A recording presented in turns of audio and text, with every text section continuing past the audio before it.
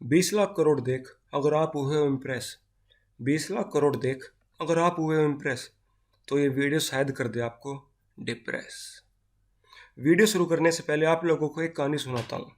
जब अमेरिका में 1930 में मंदी आई थी, जिसे द ग्रेट डिप्रेशन के नाम से भी जाना जाता है, उस 2-3 साल में 1.5 करोड़ से ज़्यादा लोग बेरोजगार हो गए थे, क्योंकि अधिकतर कंपनियां बंद हो गई थी, शेयर बाजार नीचे गिर रहे थे, माल बिक नहीं रहा था।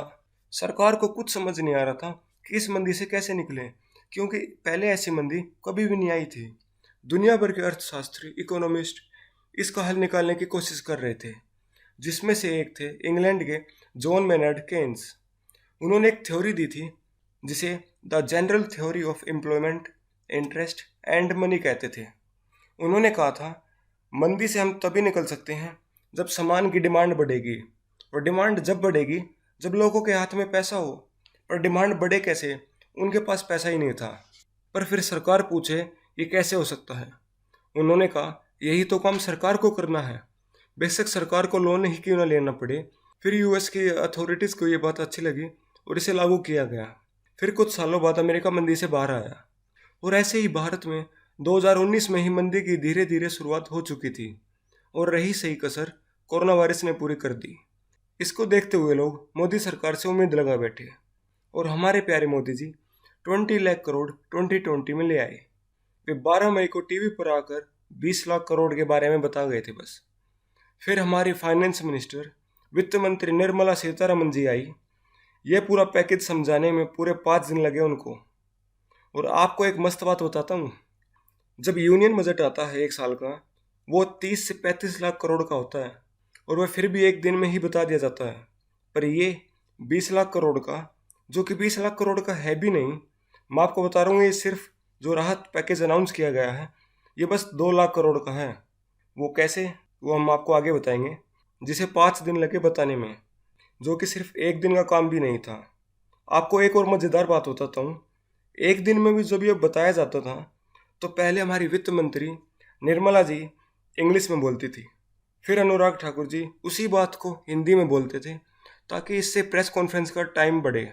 और आपने ये सुना भी होगा कि आज की प्रेस कॉन्फ्रेंस 3 घंटे की थी, कल की 2 घंटे की थी, ताकि इससे ये लगे लोगों के 5 दिन लग गए बताने में, कुछ तो होगा इसके अंदर। पर असलियत मैं बताता हूँ, पर जब इनसे कोई अच्छा सवाल पूछता था ना, तो इनके पास कोई उत्तर नहीं होता था। अगर उत्तर होता था तो आप खुद सुनिए क्या उत्तर होता था इनका। मैम मेरा सवाल है कि जो मिडिल क्लास सैलरीड लोग हैं, स्पेशली जो टूरिज्म सेक्टर, हॉस्पिटैलिटी और एविएशन में हैं, उनकी सैलरीज भी नहीं आ रही हैं अभी। साथ ही उनको कुछ टैक्स रिलीफ मेजर्स वगैरह भी वो आपसे एक्सपेक्ट करते हैं। ठीक है। They ask you how you are, you just have to say that you're fine when you're not really fine, but you just can't get into it because they would never understand. अब 20 लाख करोड़ है क्या, हम आपको बताते हैं एक एक करके। मोदी जी ने 22 मई को 20 लाख करोड़ का ऐलान किया था, पर उससे पहले 26 मार्च को 1,70,000 का पैकेज ऐलान किया था, और साथ में कुछ छोटे ऐलान भी थे, जो कि टोटल होता है 1,92,000 रुपये, 1,92,000 करोड़ रुपये। और फिर 13 मई को निर्मला जी आती हैं पहले दिन, और हिसाब देती हैं, जो होता है 5,94,000 रुपये का। फिर 14 मई को जिसका हिसाब था 3,10,000 करोड़ रुपये। फिर 15 मई जिसका हिसाब था 1,50,000 करोड़ रुपये। उसके बाद 16 मई जिसका हिसाब था 81,000 करोड़ रुपये। और फिर आखिर में 17 मई को 40,000 करोड़ का हिसाब दिया था। और आरबीआई के 8 लाख करोड़ रुपये, जो कि हम आगे बताएंगे ये क्या है, वो भी इसमें जोड़े गए हैं, और इसका टोटल करें तो बैठता है करीब 21 लाख करोड़ रुपये। सरकार की तरफ से यह सब बताया गया है, जो हमने आपको सरल शब्दों में बता दिया है। जब मोदी जी ने इसकी घोषणा की थी, तो सोशल मीडिया पे हर जगह ये बात फैल रही थी कि देखो, पैसे हैं 20 लाख करोड़ रुपये, आबादी है 135 करोड़ रुपये, तो सबके हिस्से में 15,000 रुपये के करीब आते हैं। पर ये कहाँ गए, किसके पास गए, हम आपको समझाते हैं। पर आप उससे पहले ये समझिए ये पैसा आया कहाँ से। मोटे मोटे तौर पे आप ऐसे समझिए, 20 लाख करोड़ का जो इकोनॉमिक पैकेज है, इसमें 3 प्रकार हैं इसके। पहला है मॉनेटरी या मौद्रिक पैकेज, दूसरा है फिस्कल या राजकोषीय पैकेज, और तीसरा है फाइनेंशियल या वित्तीय पैकेज। पहले आप मॉनेटरी पैकेज समझिए। इसमें रिजर्व बैंक ऑफ इंडिया है RBI, वो अपने इंटरेस्ट रेट ब्याज दरें कम करता है ताकि जो और बैंक हैं वे RBI से पैसे ले सकें और फिर वे बैंक आगे लोगों को लोन दे सकें। इससे मार्केट में पैसा जाएगा। और आपने सुना भी होगा पिछले कुछ महीनों में RBI अपने इंटरेस्ट रेट घटाता रहा है और इसी तरीके से 8 लाख करोड़ रुपए मार्केट में गए।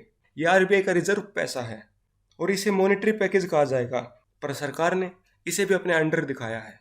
दूसरा है फिस्कल या राजकोषीय पैकेज। इसमें सरकार की कमाई ऐसी है कि जैसे हम सरकार को टैक्स देते हैं, सामान वगैरह खरीदते हैं तो उसका भी टैक्स लगता है। इसके अलावा कमाई के और भी जरिए हैं, जैसे जो सरकारी कंपनियां हैं जैसे SBI हो गई, LIC हो गई, ये सब इसमें आता है। सरकार इसी पैसे को आम आदमी तक इस तरह पहुंचाती है कि टैक्स में, जैसे अब ये पेंडेमिक आई हुई है तो जैसे टैक्स में छूट कर दे या डायरेक्ट पैसे ट्रांसफ़र कर दे। ये होता है फिस्कल पैकेज। जो एक और पैकेज बचता है वो है फाइनेंशियल या वित्तीय पैकेज। इसमें सरकार बैंकों को कहती है कि आप अर्थव्यवस्था में लोगों को लोन देना शुरू करो। सरकार इसमें नियमों में ढील देती है और कभी कभी लोन वापस देने की गारंटी भी खुद ले लेती है। तो अब आप समझिए, इस 21 लाख करोड़ में से 8 लाख करोड़ तो RBI का पैसा है, तो अब बच गए 13 लाख करोड़ रुपये। उसमें से ज़्यादातर हिस्सा वित्तीय पैकेज का आता है, यानी MSMEs को लोन देना या दूसरे सेक्टर को दिए जाने वाला लोन। याद रखिए, लोन सरकार नहीं देगी, बैंक देंगे या फाइनेंशियल इंस्टीट्यूट देंगे। बस सरकार कुछ मामलों में अपनी तरफ से गारंटी देगी। और इसका सारा खर्च कितना है? इसका करीब बैठता है 10.5 लाख करोड़ रुपये। और अब ये भी घटा दिए जाएं तो बचता है 2 से 2.5 लाख करोड़ रुपये, जो असल में सरकार का खर्चा है। और अब देखा जाए तो 20 लाख करोड़ को जो खर्चा बताया था वो सिर्फ 2 से 2.5 लाख करोड़ रुपये का है। मतलब हमारी GDP का 10% नहीं है, सिर्फ 1% है सरकार जो खर्चा करेगी। और जो भी सरकार है इसमें आते हैं कुछ अच्छे फैसले, जैसे मनरेगा का 40,000 करोड़ रुपये। इस यूनियन बजट में मनरेगा को 61,000 करोड़ रुपये दिए थे, जो 40,000 करोड़ रुपये और बढ़ा दिए हैं ताकि ज़्यादा लोगों को काम मिले, गांव-गांव में पैसा फैले, रूरल इकोनॉमी को बूस्ट करे ताकि जो गरीब हैं, मजदूर हैं, उनको मदद मिले। इसके अलावा महिलाओं के जनधन खातों में 500 रुपये 3 महीनों तक डाले जाएंगे। सरकार कह रही है करीब 20 करोड़ खातों में पैसा डाला जाएगा। अनुराग ठाकुर जी ने बताया है कि अब सरकार 1955 के कमोडिटीज़ एक्ट में बदलाव करेगी। मैं आपको बता देता हूँ इस एक्ट में क्या है। इस एक्ट में यह है, अगर डिमांड ज़्यादा बढ़ेगी और सप्लाई है ही नहीं तो कीमतें आसमान छू जाती हैं। तो इसको कंट्रोल करने के लिए सरकार एक प्राइस सेट कर देती है ताकि कोई भी इससे ऊपर ना बेचे और गरीबों भी इसे खरीद सकें। 2014 में मोदी सरकार ने इसमें दाल, प्याज, टमाटर जैसी चीज़ें भी इसके दायरे में ले ली थी। इस पर सरकार ने यह कहा था कि ज़रूरत की सारी चीज़ें सरकार अपने नीचे ले रही हैं ताकि समय आने पर इन चीज़ों पर कंट्रोल रखा जा सके। पर सरकार इसमें बदलाव कर रही है और खाने पीने के दाम अब सरकार पर नहीं, बाजार पर निर्भर करेगा। सरकार की इसमें यह दलील है कि इसमें किसानों को फ़ायदा होगा। दोस्तों, अगर इसे अच्छी तरह लागू किया जाए तो ये किसानों को इससे मदद मिल सकती है, तो एक अच्छा फैसला हम कह सकते हैं। और दूसरी बात करें, किसान अब किसी भी राज्य की मंडी में अपना अनाज बेच सकेगा।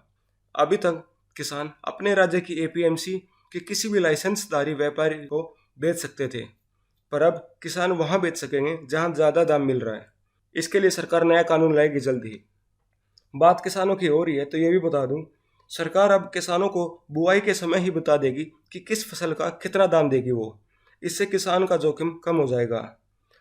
One nation one ration card भी एक अच्छा फैसला है देश के मजदूरों के लिए। बस अब इसे अच्छी तरह लागू किया जाए। यह सब अच्छे कदम है दोस्तों सरकार द्वारा हमारे देश के किसानों के और मजदूरों के लिए। बस अब बात यह है कि इसे ग्राउंड लेवल पर किस तरह लागू किया जाएगा। देखिए, सरकार BJP की हो या कांग्रेस की, वो फैसले करते हैं पर उनको अच्छी तरह इम्प्लीमेंट नहीं करा पाती। ग्राउंड लेवल पे मामला कुछ और ही होता है। सरकार की तरफ से फाइलों में अच्छा काम हो रहा है, पर ग्राउंड लेवल पर देखें तो वो एक अलग ही मामला मिलता है। तो सरकार को इसकी ज़रूरत है कि एक ग्राउंड लेवल पे अच्छी तरह इम्प्लीमेंट किया जाए ताकि गरीब से गरीब लोगों को इसकी मदद मिल सके। देखिए दोस्तों, हम ये नहीं दिखाना चाहते कि सरकार कम खर्च कर रही है, हमें इससे कोई भी दिक्कत नहीं है। हम बस आपको ये बताना चाहते हैं, कोरोना के लिए सरकार अगर इतना ही खर्च कर सकती थी तो इतना बड़ा ड्रामा क्यों किया? 20 लाख करोड़ 20 लाख करोड़। यह था एक हमारी तरफ से 20 लाख करोड़ के पैकेज का एनालिसिस। आप क्या सोचते हैं इस बारे में, हमें कमेंट करके ज़रूर बताएं। अगर आपको वीडियो पसंद आई तो वीडियो को लाइक ज़रूर करें, चैनल को अभी तक सब्सक्राइब नहीं किया तो सब्सक्राइब करें और नोटिफिकेशन बेल को ऑन कर लें। आपको अगली वीडियो हमारी किस चीज़ के ऊपर चाहिए हमें कमेंट करके ज़रूर बताएं इस बारे में। धन्यवाद।